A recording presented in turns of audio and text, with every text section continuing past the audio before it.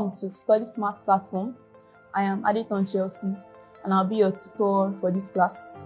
This is CSE 201 Introduction to Programming Language, and our case study will be Python.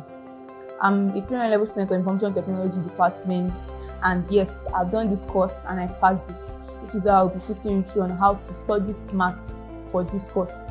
In this course, we'll be looking at introduction to Python, different variables in Python, different data types, functions, modules. We look at Python as an object-oriented programming language, and that's the part that students really miss. But in this class, in this video, we'll teach you how you'll be able to get it easily. And we'll look at the different errors you can make in Python and how you can handle them. Sincerely, this will be the best thing you use 500 Naira to do. So don't waste time, pay up, hit the subscribe button, and I'll see you in the next video.